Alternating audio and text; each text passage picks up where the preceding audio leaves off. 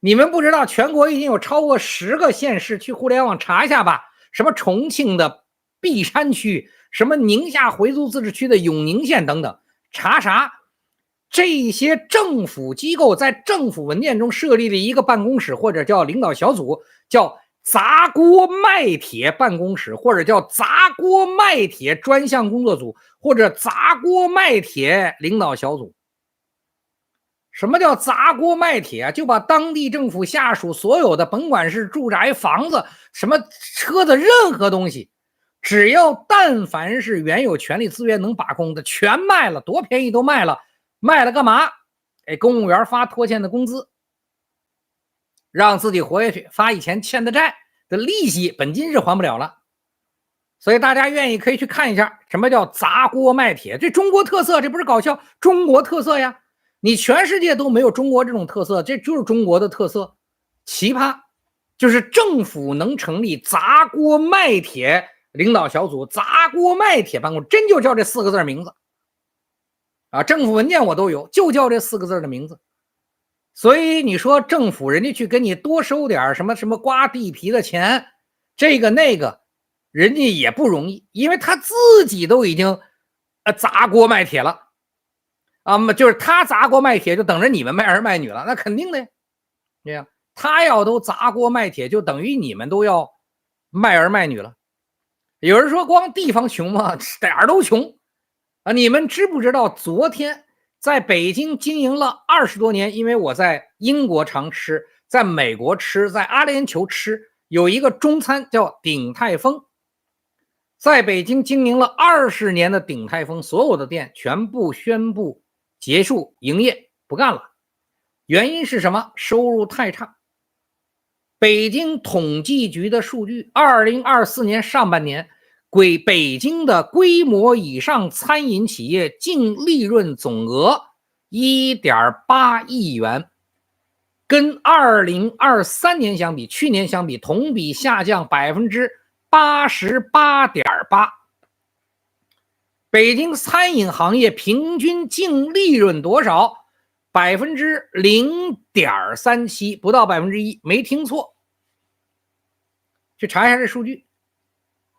所以呢，你就知道了啊。现在金税4期，大家基本不敢偷税，只要规模的。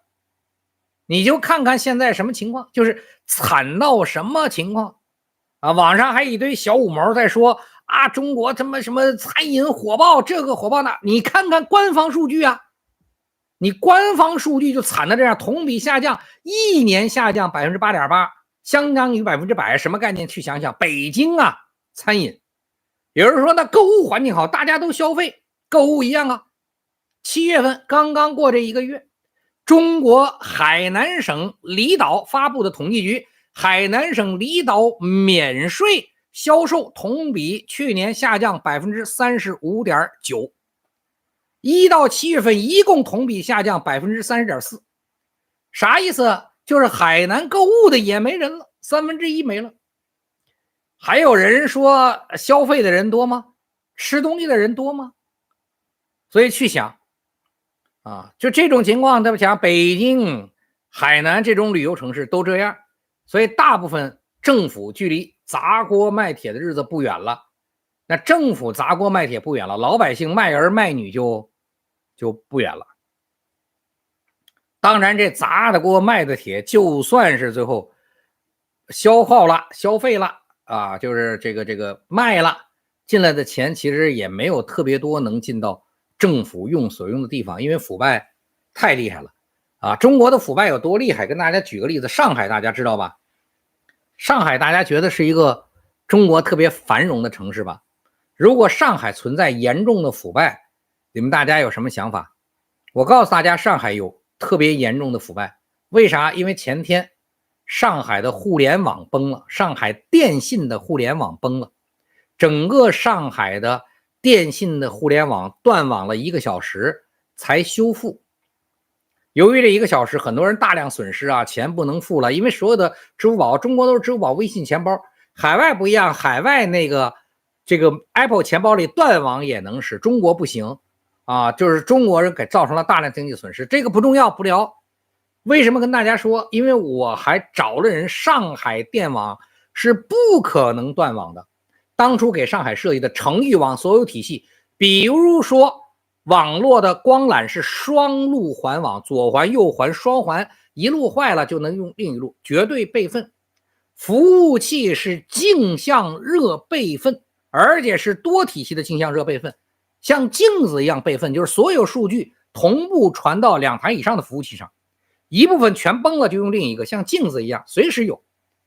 供电局，上海市供电局双路供电，那网络体系保供路还有一个3路的辅助供电。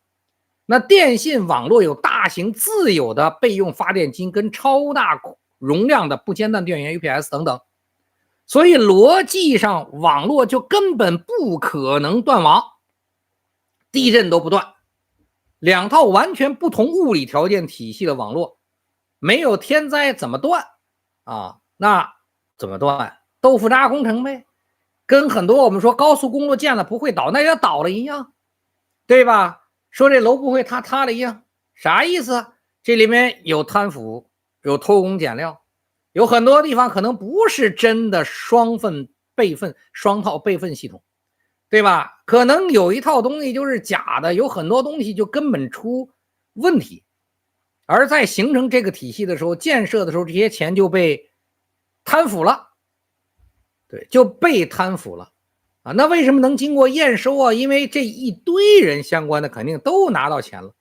为啥呢？因为我做技术，比如按逻辑上，思科买这种东西，它自己内部有兼容体系，它就不可能出问题，所以买的时候就不买备份，就相信思科这套系统它自己备份，自己内部有容易系统，自己不会出问题，所以备份的钱就省了，就贪了，说有备份。结果没想到，不知道什么原因导致这个设备它就坏了，但是因为根本就没备份，所以整个网络就瘫了。对呀，就是为什么讲这个？但除非这个你找不到原因啊，整个你网络找不到原因啊。这么牛逼的公共服务系统，在上海都会出现这样。中国这个国家内部这种公共体系里的贪腐豆腐渣工程到底有多少，根本就不知道啊，根本就不知道到底有多少豆腐渣工程。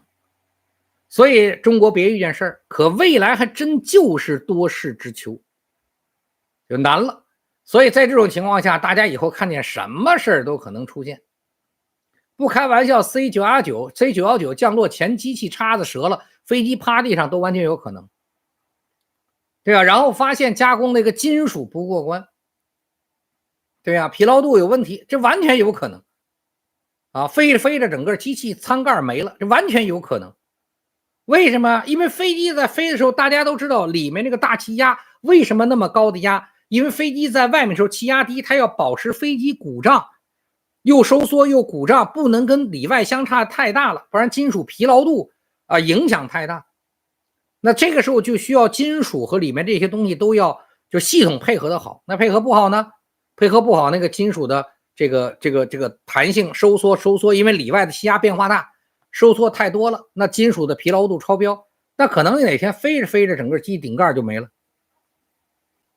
啊！这个都不是开玩笑的啊！中国的东西啊，没谱，完全没谱啊！高铁大桥危险又不是这有一个危险，这大桥出事又不是出了一个两个了，高速路出事不是一个两个了。我都不聊电动新能源，你们就好好看看最近爆了多少电动新能源啊！从运车的厂到制造的厂子里着火爆炸，到隧道里着火爆炸，就最近电动新能源到车就是大楼底下停车场内部着火爆炸。关键是电动新能源汽车着火了，如果你的车是被电动新能源汽车着火引爆的，没人赔，因为得鉴定这个问题出在哪儿。对吧？如果是这个新能源汽车出厂设计的问题，那得是让那个设计厂家赔，保险公司都不赔。你这车被引燃的，你说谁赔你啊？得先确定引燃的责任是谁的。你怎么能确定引燃的责任是谁啊？是电池质量不过关自燃的，还是这个用户自己不小心磕碰造成的？怎么导致的？对，这都没人赔，不开玩笑啊！打官司啊，人家什么保险天天干这个。我都不讲了，因为太多了，你们在网上都看得见，多事之秋。所以这个就往下看吧，啊，中国就往下看吧。